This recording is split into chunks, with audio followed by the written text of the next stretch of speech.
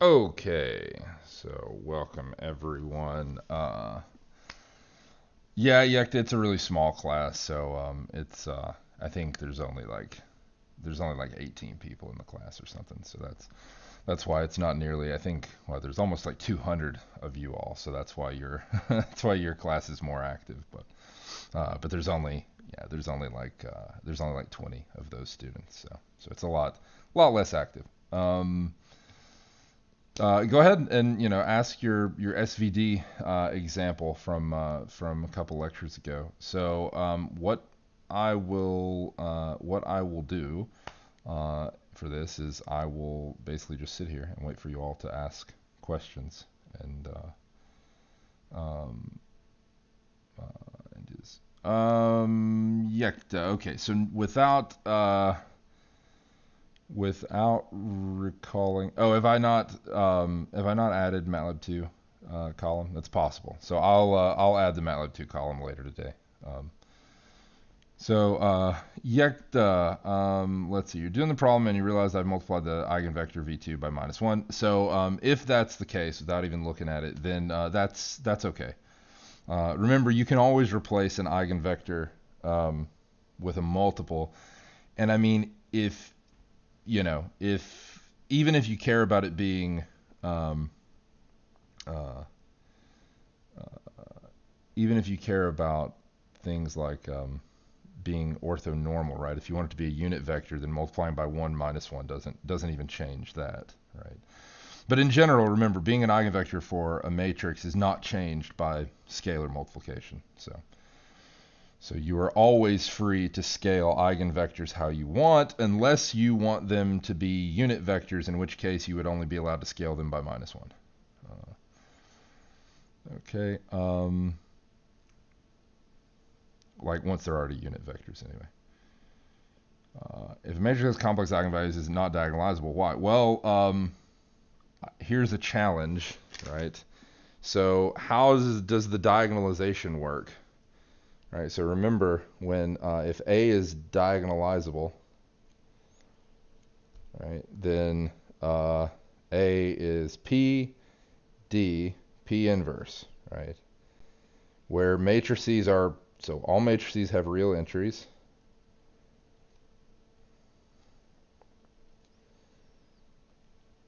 Right, D is diagonal, and P is invertible. So my challenge to you, write this out. If A has complex eigenvalues, please write that out for me, right? What is the diagonal matrix if A is diagonalizable? Maybe that's the first thing I should ask.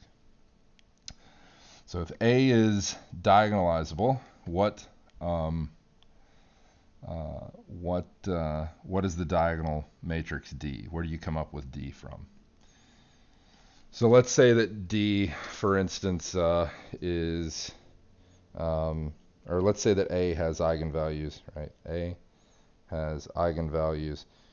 Let's say that A is a 2 by 2, right? Actually, no, let's make it slightly more interesting. So let's say that A is a 3 by 3. And let's say that it has eigenvalues. And let's say that they're all distinct, right? Or maybe they're listed with a repetition, doesn't matter. We'll call them lambda 1, lambda 2, lambda 3. Those are my three eigenvalues. Okay. If A is diagonalizable, what is D, right? D is this thing, right? Of course, I'm allowed to change that order if I change the order of the columns of P, right? But P is made up from the associated eigenvectors for these eigenvalues, and D is the diagonal matrix that has those eigenvalues on the diagonal. Yeah, right. So as you've seen now, this matrix would have to have complex entries on the diagonal, right? But that's not what we asked for, right? We asked for this setup, right? We asked for this configuration to only have real entries, right? So in this course, all matrices and all vectors are always assumed to only have real entries. Those are the only things that are allowed. There is a single exception. Okay. The only exception ever that we do in this course is when you're dealing with eigenvectors associated to complex eigenvalues.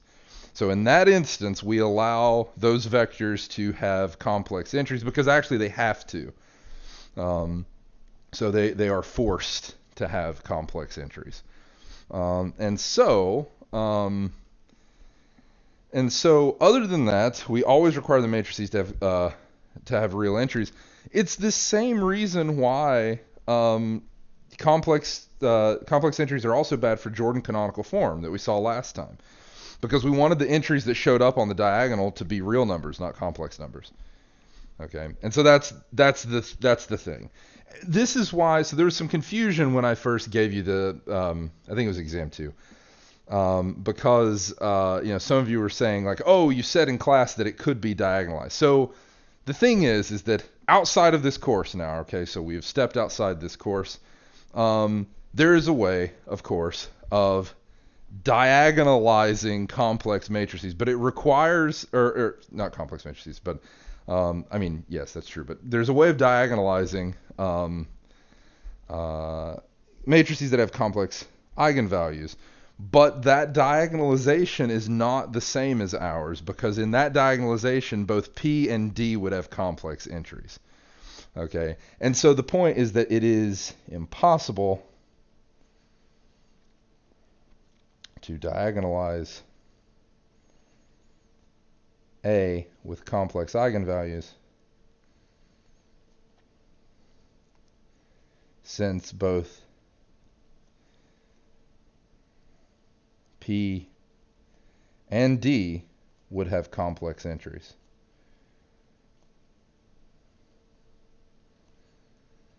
Maybe this is the better way of saying it.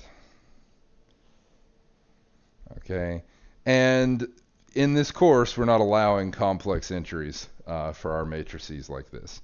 But if you were doing linear algebra where complex matrices and complex entries are perfectly fine, then you could, in fact, diagonalize it using the exact same process. Okay. In fact, there's almost an argument for doing linear algebra with complex matrices even the first time you see it. But that's not how it's done. Okay. So let's see. Let me go through here. Yekta, let's see.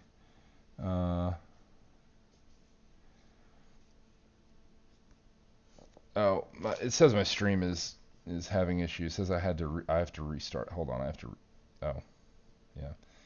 Well, now it looks like I'm not having issues. I went immediately from no data being sent to excellent connection. So please, if my video starts being choppy or stuttering or buffering a lot and you're missing words, then please let me know, because YouTube has been acting strange today. That's why I was late. I was trying to get it working for my first class. Okay. So, the examples of the SVD I did, I'm not going to pull up I could pull up my old video, I guess.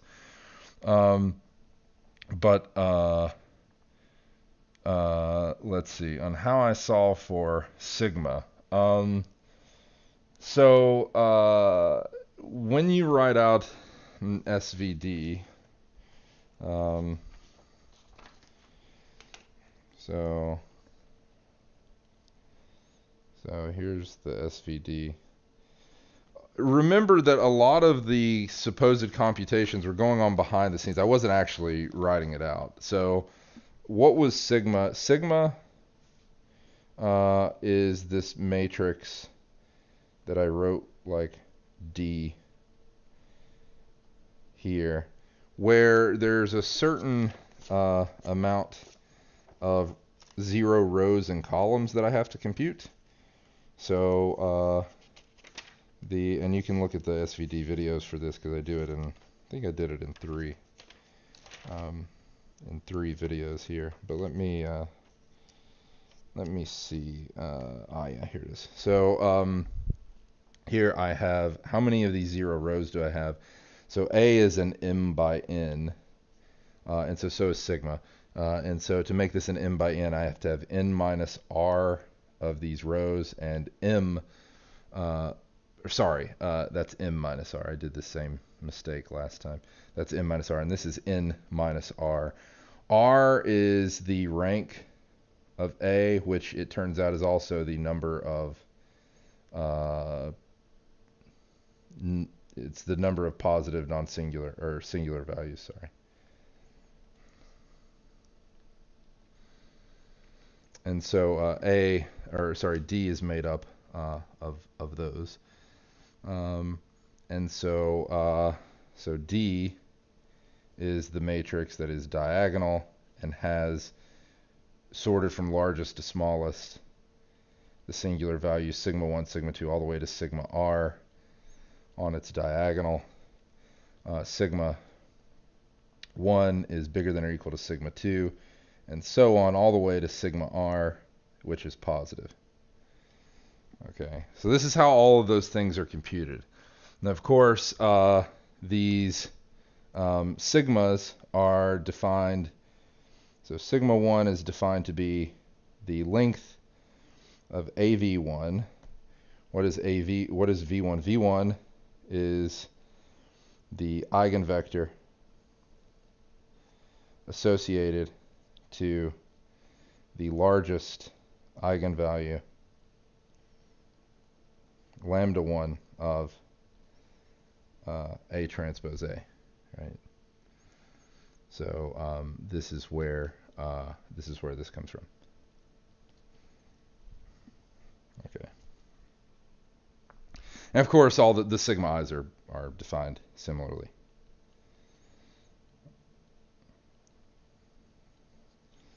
All right, so there's the sigma i's. So the vi's are the eigenvectors associated to eigenvalue lambda sub I. The only difference between what we do normally in this is that instead of dealing with eigenvectors for A, you're dealing with eigenvectors for A transpose A, which is guaranteed to be a square matrix regardless of the size of A. These eigenvalues, you're sorting them before you're doing anything with them, right? So you're labeling them in that way. So John brings up, for an SVD problem, we will always be given the eigenvalues and eigenvectors of A transpose A. So you might notice, right, that finding the SVD is kind of horrible if I had you do it like completely by hand, right, with no help. I mean, even doing it in class, if I worked out absolutely everything rather than just spitting out a bunch of eigenvalues, eigenvectors, it takes forever typically. So if you were asked to write out something about an SVD on the exam, it wouldn't be that bad. Be more conceptual than computational. In step 3, how come your eigenvectors have 2 rows all of a sudden? Eigenvectors in part 1 are 3 by 1.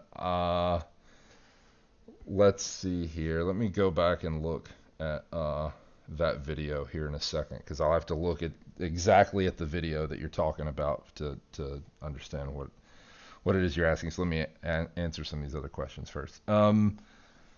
You mind explaining exactly what a basis is? Yeah, so a basis is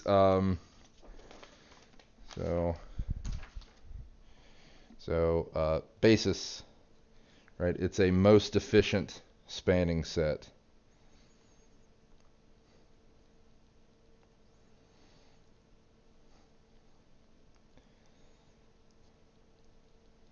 Okay. So there's 2 parts here. There's most efficient and there's spanning set. Okay. So spanning set, what does this say? All right, spanning set, and we'll say that this is a most efficient spanning set of some vector space V, with the understanding that this vector space could be a subspace of some other vector space, right? So it's just a generic vector space V. So spanning set of a vector space V says that any vector in V can be written as a linear combination of vectors in, we'll call this basis B. Okay. And if you don't like referring, so this is a completely precise mathematical statement. There's no hand waving here. But if you don't like this, you could just say every vector in V can be built from vectors in B. Right. Of course, the way this building happens is as a linear combination. Okay. Most efficient here, because there's many different spanning sets, right? So, for example, I could have the vectors 1, 0, 0, 0, 5, 0, 0, 0, 17, and 4, 3, 2, right? So this is a spanning set. So this is a spanning set of R3, right? What I mean by that is any vector in R3 can be written as a linear combination of these four vectors. Okay, so it's a spanning set of R3, right? But it's not the most efficient spanning set of R3 because it has an extra vector here that's unnecessary, right? So this vector, 4, 3, 2, is a linear combination of these. It's 4 times this, it's 3/5 times this, and it's 2/17 times this vector added together, right? So, if you're looking for a linear dependence relation here, if I have vectors v1, v2, v3, v4, then v4, right, is 4 v1 plus 3/5 v2 plus 2/17 v3, right? And so there's a linear dependence relation between v sub 4 and the remaining three vectors.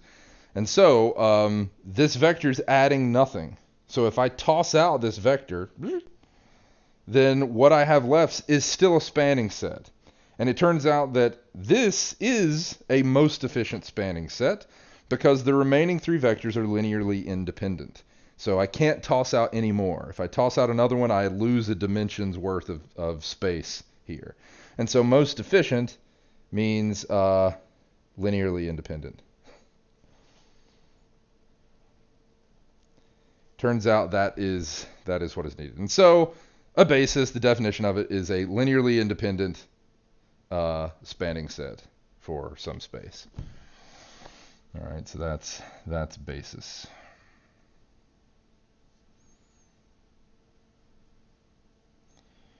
Wouldn't any set of n plus 1 vectors be a spanning set for Rn? That sounds like a really good true-false question. What do you think the answer is? So everyone can think about that. So shockingly average dude asks, wouldn't any set of n plus 1 vectors be a spanning set for Rn? So that's a good question you can consider as a class. So would any set of n plus 1, and we'll say these are n plus 1 distinct vectors, right? I'm not allowing n plus 1 copies. Would any set of n plus 1 vectors be a spanning set of Rn? So consider that while I read over some of the other questions. Okay, Yakta asks, can I post this lecture on my channel? Yes, I'm going to post this on the channel. So I'm not going to, typically with office hours, I don't usually unlist those since, I found that people were less likely to ask questions if they knew everything was going to be recorded. But I guess if you still have the links to those, you could do them. But they're not like posted on the. I guess you could go through and I think they're still unlisted. They're not private, so I guess you could go back and look at the office hour lectures if you have the links. But yeah. So the answer to this is no. And as an example, right, just take the vector 1, 1, 1. 1 and then 2, 2, 2, 2 and so on, right? There we go. Right, so there's a set of n plus 1 vectors that spans R1, right, or a copy of R1, I should say. right? This spans a line. So geometrically, this set spans a line in Rn. So not only, the reason why I wanted to mention this specific example, not only is it not a spanning set for a dimension n thing, it's not even a spanning set for a dimension 2 thing. Okay, in fact, the dimension, right, of the span of this thing is 1. So this is a one-dimensional object, right, even though it has n plus 1 vectors in it. Right, geometrically, this is one-dimensional. Okay, so it doesn't even span a plane. Right. Okay.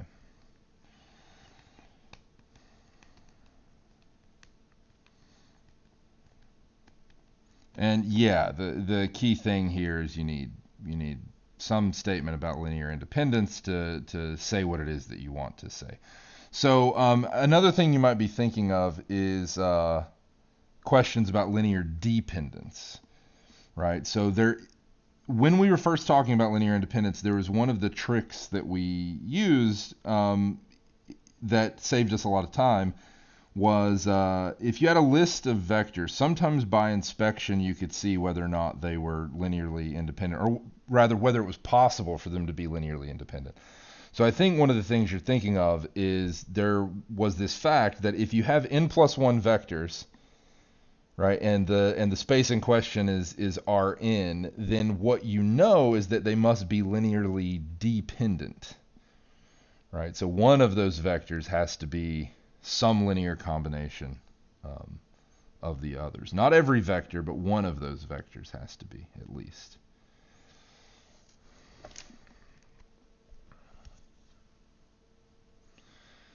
Okay. So if a set with only one non-linearly dependent vector spans the line, most efficiently would a set with 2 span a plane? Yeah. So the thing is that, yeah, if you basically, one way of thinking about it, right, if you started with a single vector that's not the 0 vector, right, so if you have a single vector and it's not linearly dependent, that just means it's not 0. So if you have a single vector, that spans a line if it's not the 0 vector. If you add in a second vector and that vector is linearly independent, right, forms a linearly independent set with the first vector, they span a plane. If you add in a third vector, right, that is linearly independent if you consider the set of all 3 vectors, then that spans a space, and so on. Okay, so adding in another vector and saying, oh, well, this added vector and the remaining 2 are all linearly independent. This is a way of, you might have heard this said in other classes, it's a way of guaranteeing what's called general position, right? So the idea is, let's look at like a Calc 3 type picture. So the idea is you have space, right? Now let's say I have some vectors in space. So here's 1. Okay, it's kind of hard to see because it's hard to see space drawings. So if here's a vector, I'll call u. If I add in a vector v, now if v is a multiple of u, then I don't get a plane, I just get a line, right? So u spans a line in space. If I add in a vector v that is a scalar multiple of u, I get the same line, I don't get anything new. And so if I want a plane, I need a vector v that's linearly independent from u, so it can't be a scalar multiple of u. And so we'll say here's my vector v. Okay, and then those 2 vectors would span a plane, right? And you might even be able to see what that plane would look like. Okay, so here's my really badly drawn plane. Okay, now if I wanted to add in a third vector, it can't lie in this plane spanned by u and v, right? If I want anything more than a plane, it would have to be like something that goes off like this. So this will be my vector w. And if it's not, right, then it would lie in the plane spanned by u and v. But another way of saying that is that it is spanned by the set of vectors that just contains u and v, or it's a linear combination of those rather, or it lies in the span of those vectors. Okay, so if it doesn't lie in this plane, then it's not a linear combination of u and v, and so this is general position. I get a whole space, so these would form a basis like this. Okay. All right. When we are asked to diagonalize a matrix A, assuming it is diagonalizable, do we need to find the inverse of P as well, or is finding P, just P and D okay? Finding P and D are okay even if you need to check. Okay, so what do I mean by that? Let's say you had a problem to diagonalize a matrix A, and it turned out that A was diagonalizable. And for the second part, I ask you to check that it actually worked. Okay, so if A is diagonalizable, we'll say that we've already diagonalized, and this is what it looks like. So A is PD, P inverse. Okay. All right. If I've done this, why don't I need P to check? Rather than checking that A is PD, P inverse, so that I would have to find PD and P inverse, I can multiply on the right by P, and this happens if and only if AP is equal to PD. And so I only need to find P and D even to check, right? So then I would check this fact, right? I would check that A times P is equal to P times D, right? So A times P on the right is equal to P on the left times D. Okay, so I only need to find P and D.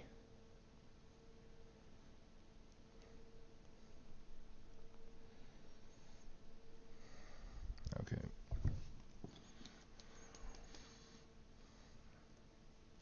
All right. So let me go back and look at my other video while you are asking more questions.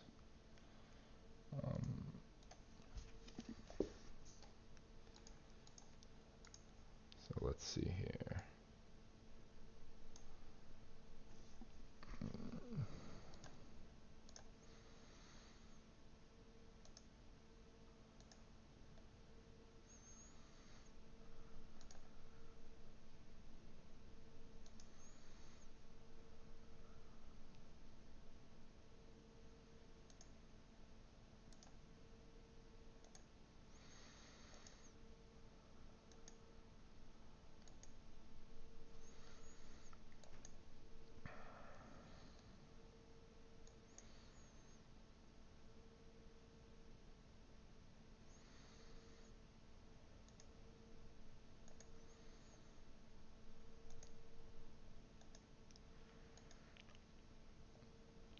Oh, I think I see what your problem is, Yekta, after going back and skimming through the video. So, so the question was why the switch from, say, 3 by 3 to other lesser dimensions in SVD computation.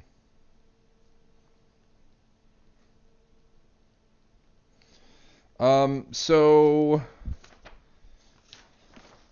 going back to how this works, the idea here is A is M by N, right? But when you do A transpose A, you get an N by N thing, right? So A transpose A is N by N, right?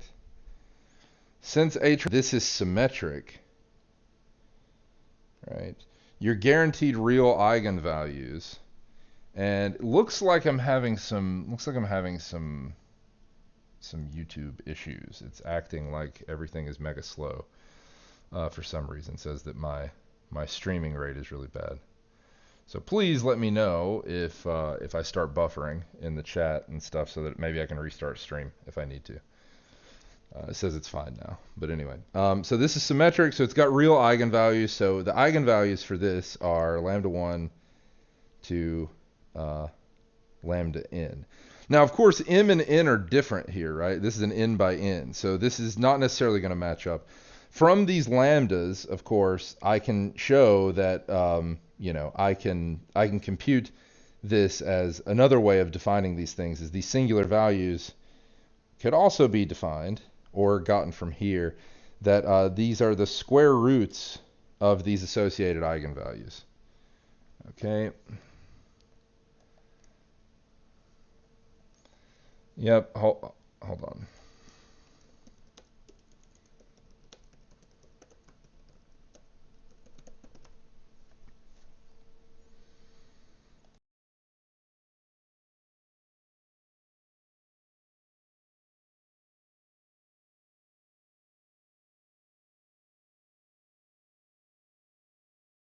Is that better?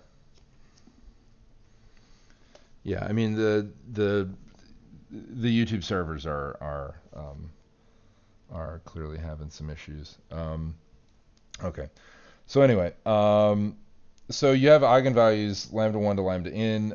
N is different than m typically, right? The whole point is that this is a rectangular matrix, so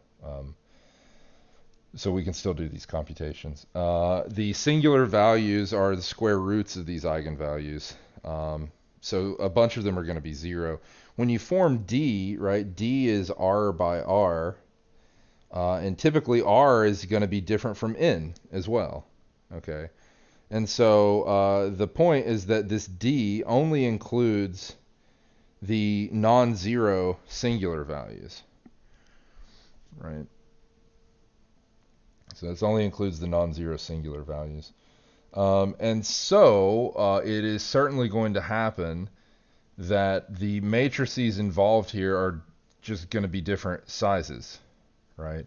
So recall, these eigenvalues and eigenvectors that you get are eigenvalues and eigenvectors of A transpose A. These are not eigenvalues and eigenvectors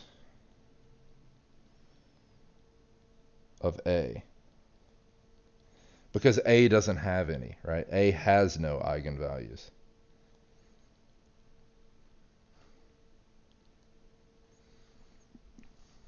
Okay.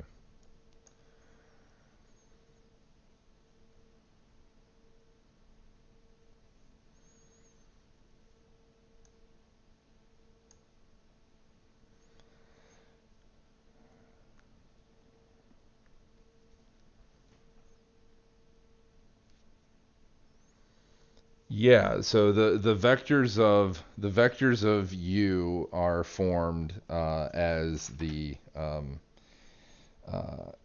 so the vectors of U are formed as scaled versions of the AVIs. Yes, that's true.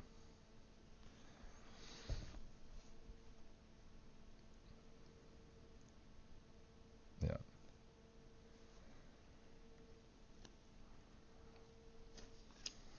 So U is M by M here. To make this work, right? U is M by M, V is N by N, and sigma is M by N, same size as A. Right.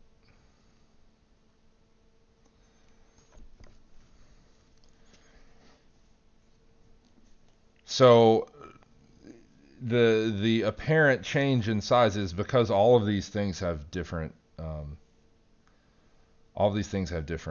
sizes typically.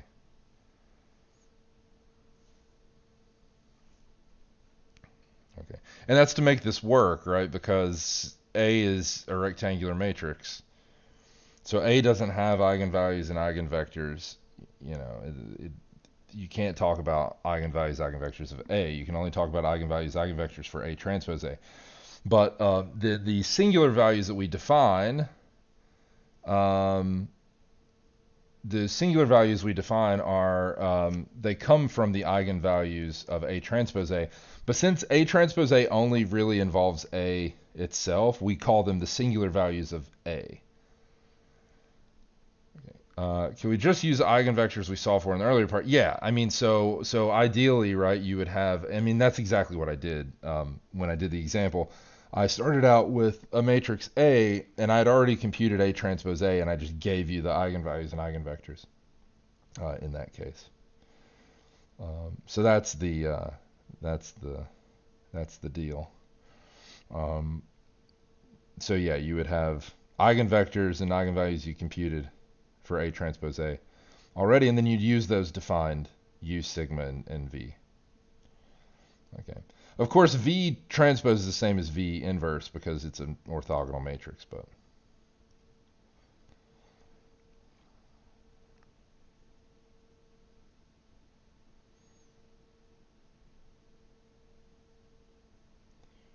yeah, and let me know if it gets blurry again, and I'll do the same thing. I'll just restart the stream. I'm getting a ton of error messages and stuff, but the actual stream output it looks fine. And now it's like all of my stuff is fine. It's YouTube servers that are having issues.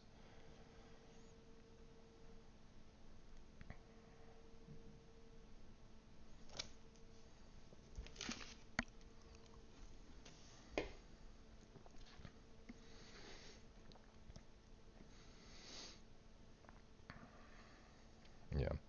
I mean, maybe one of the most important things to remember about SVD stuff is that we're doing all of this because A doesn't have eigenvalues and eigenvectors because it's not a square matrix. All right. So you forget at the beginning of the course, right? Like we dealt with general matrices that weren't necessarily square. So usually you were actually dealing with a rectangular matrix. But then once you talk about determinant and once you talk about inverses of matrices and you're used to, and once you go to eigenvalue eigenvector stuff, you're always used to dealing with a square matrix because it's required to be able to do all that stuff. You forget all the things that you miss out on when you just change that one thing, right? It's unfortunate that there is no good notion of a determinant or anything nice that would kind of mimic it for a rectangular matrix.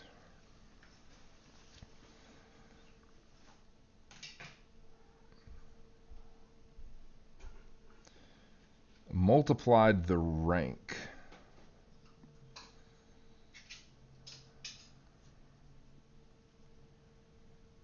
No. It's not. I see what your problem is. It's not V1. It's a V1. Right? So I didn't multiply. Remember, it is, let me go back here. So U1 in the example you're talking about, Yekta, this is U1 is 1 over sigma 1, that's just some constant, times a V1, not V1. So this is not 1 over sigma 1 times V1. Right? So a V1, right, is that matrix. I can't even remember what that matrix is. Let's see. It was so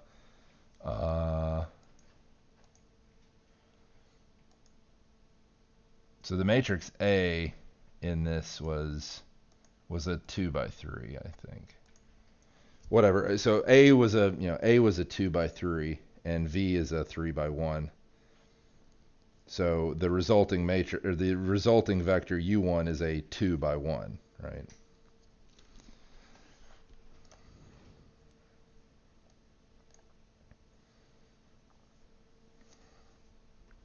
Yeah. Yeah, you're not multiplying it by V because V1 it's not going to be V1 because V1 is V1 is how you form the columns of V, right? Not U. Yeah, the form the columns of U, you're multiplying by A. So that's why it's changing the size.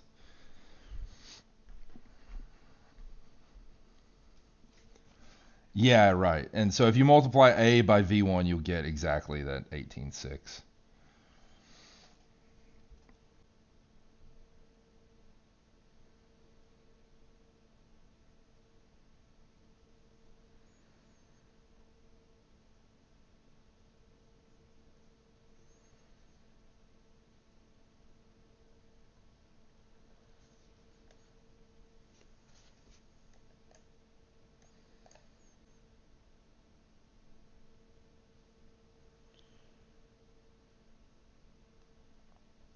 Okay. I can't tell if that fixed it. Left and right singular vectors, Gustavo, are so the left and right singular vectors are just the columns of U and V. Yeah. So and if you actually do the multiplication out there, since the entries in sigma are those singular values, it's, if you remember, we first when we first did this this definition of the singular values, basically in U, like so on the left coming from U, you have these vectors that after you do the full multiplication on both left and right, what you're left with is the eigenvalue of A transpose A. So we had this, like if you looked at the length of AVI, right? This is, or let's look at the length squared because that makes it easier. So this was, AVI transpose times AVI, which we saw is VI transpose A transpose A VI, which because we're looking at eigenvectors of this thing, this is VI transpose times lambda I VI. This gets replaced with, because lambda I is an eigenvalue for A transpose A, and VI is its eigenvector, so this is what you get. And of course, this is the same thing. Since VI is a unit vector, this ended up getting us lambda I. So imagine this kind of computation, except you're doing it with these vectors U and V. It's the thing that sandwiches your singular values, basically.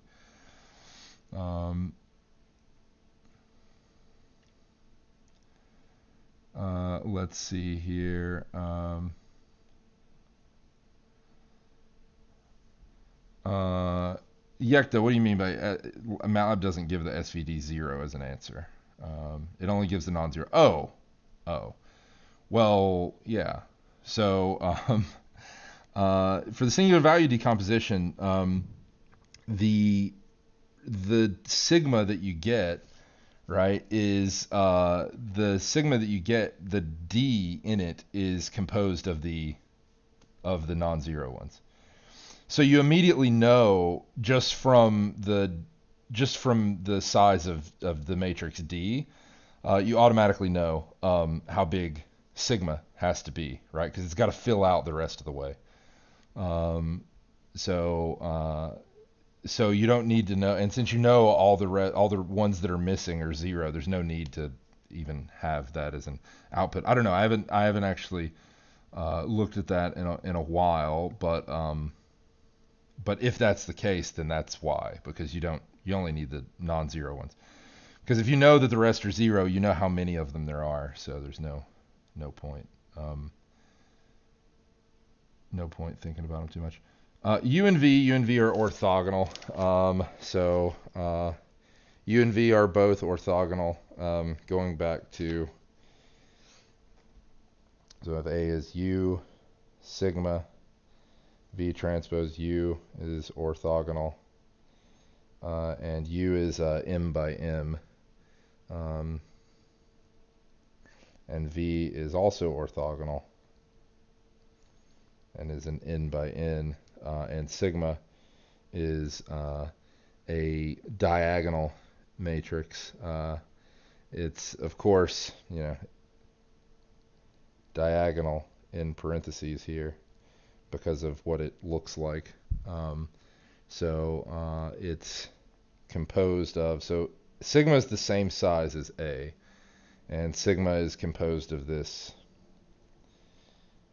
looks like this: D, then some number of 0 rows and columns, which I wrote out before, and D is diagonal, and it only contains the non-zero singular values. So D is R by R, and R is the rank of A. So that's most of the important stuff. The main relations then are, so the columns of V are these. So the columns of V are the VI's, which are eigenvectors associated to A transpose A and eigenvalues lambda I. The U's orthogonal, and so its vectors typically are 1 over sigma I scaled so that it's an orthogonal matrix. So this is one because these are unit eigenvectors. This is 1 over sigma I times a vi is what a ui column looks like. Okay, and of course this sigma I singular value is the square root of the lambda I, which another way of writing that is it's the length of these AVI vectors. Okay, I think that's pretty much everything.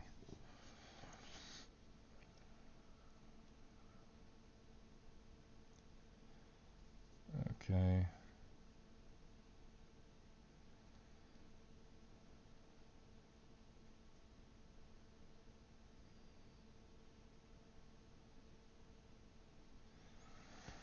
For 1C on the MATLAB project, what does it mean? It is space of outputs for the dimension and a range of A.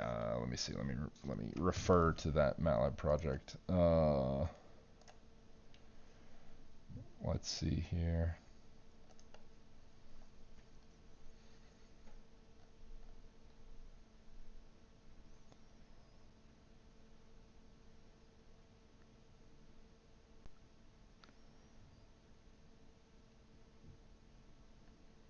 Oh, that's just saying that range is not the codomain. When we say range, we actually mean that, it is, the set of possible outputs for that matrix, not the codomain, right? So we're dealing with transformations in general, or we're dealing with matrix transformations that are not necessarily onto, right? That's a special thing.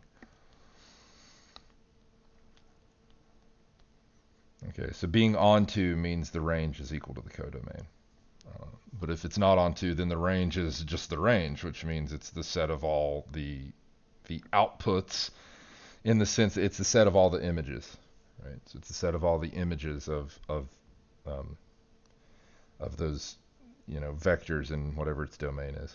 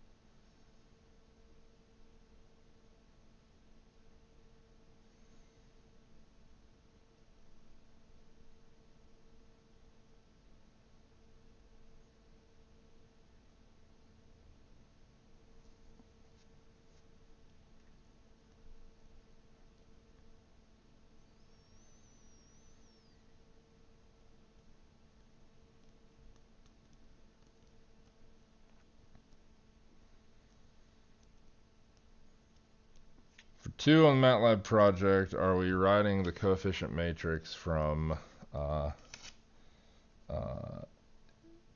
t to 0? What is that? Let's see here.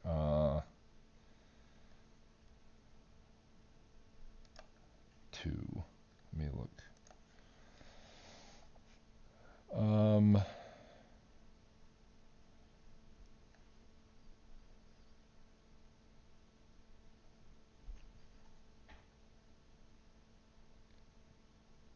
Yeah. So yes, you are writing out. That's why in the in the comment it says it helps to understand the standard isomorphism from P3 to R4. So you should be able to, looking at those three bases for P3, you should be able to write up corresponding the corresponding representation of those things as vectors in R4. Yeah, so you should be able to write all those as vectors in R4. Again, using the standard isomorphism, right? The standard mapping from P3 to R4.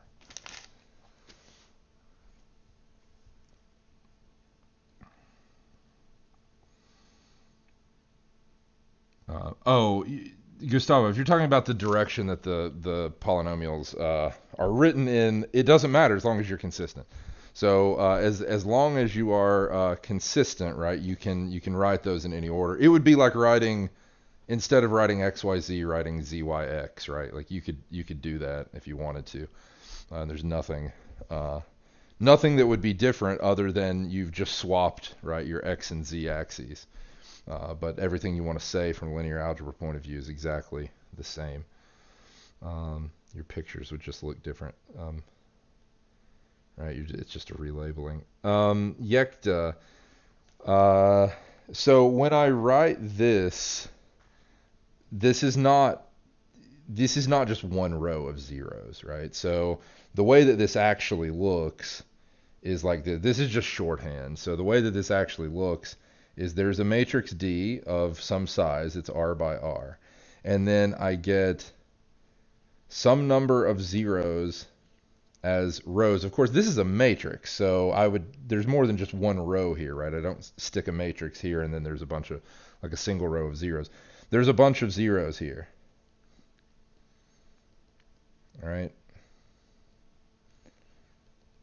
And then there's a bunch of zeros everywhere. Right, all the way. Okay, how many do I get? Well, here, right, I get n minus r of these. So n minus r columns and m minus r rows. Right.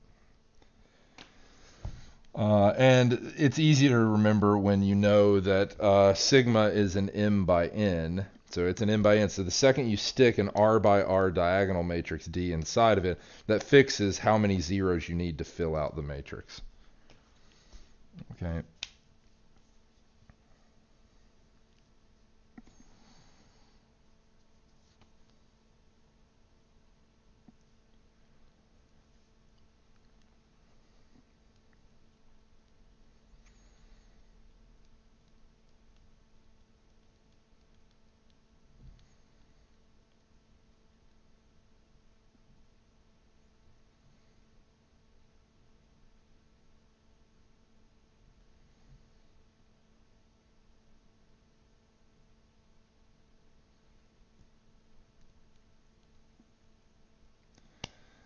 Okay, I think that's about it. Since we started at, yeah, I've been going for like 52 minutes or something. So anyway, I will have more, bring any questions you have. A lot of these questions are about singular value decomposition, which is only one tiny, tiny thing. It's probably going to account for like 5% of your final. So if you have other questions, you should definitely bring them to Monday's lecture. Okay. So yeah, I'll put the MATLAB column up. Okay. Yeah, sure, Gustavo, go ahead.